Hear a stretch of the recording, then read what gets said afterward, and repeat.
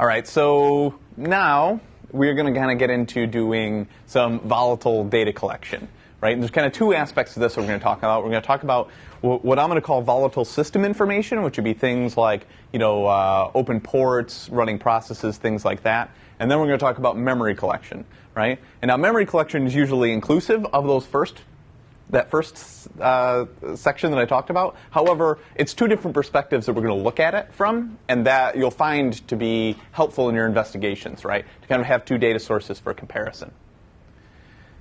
So some of the information that you can collect, is things like running processes, services, DLLs that are loaded, and things like that. You also get file handles, open ports.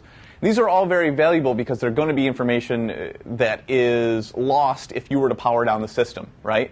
Now, that's not to say that you couldn't find out some of this information, but it's going to be a lot easier if you have it, right, in memory or a listing of running processes that you can look at, right?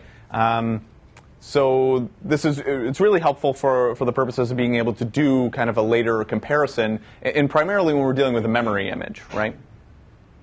One of the things I do want to kind of point out is that we're going to talk about this kind of like as an incident response, right? However, this isn't really an incident response course. So there are other courses that will spend a lot of time going over that, right? And CERT has some as well, right? So I would encourage you to take that if you're more interested in it. We're going to kind of brush over it and really focus on it from a forensics perspective and gathering the information that we're interested in, rather than in a kind of identifying the incident on site and mitigating it and so on and so forth. So something to kind of keep in mind.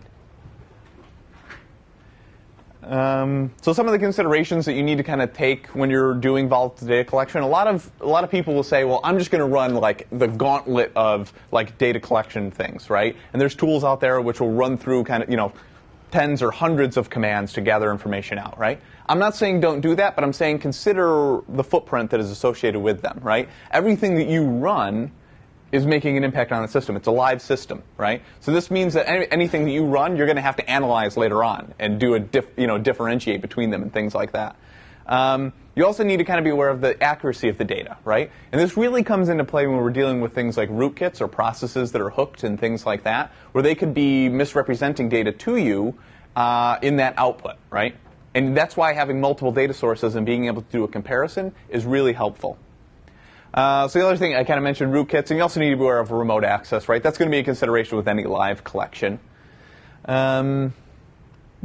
Ultimately, in this class, we're kind of going to basically be doing things kind of segmented, as I mentioned earlier, where we're going to kind of be talking about this, then talking about that, then talking about this. That's typically not how you're going to do an investigation. I understand that. It's basically to kind of keep us in line for the next 3 days, but the point is that you're going to constantly be doing kind of a comparison and kind of a lookup between the different data sources. You find something that you think is an anomaly, let's go look at it here and go look at it here and see what it, if we can gather some more information out about it. And then you could determine, like, yes, that is an anomaly, or no, it's not, because this is what it actually is, or something along those lines. So in this case, we're going to do it a little bit more modularized, but your goal is ultimately to use these for comparison purposes, the different data sources that you have.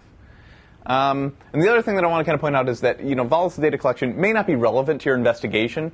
So if you don't need it, right, maybe you don't want to collect, that's a decision you have to make, right? So just to kind of be aware. Because there is a footprint involved and there is actions and modifications that you're doing.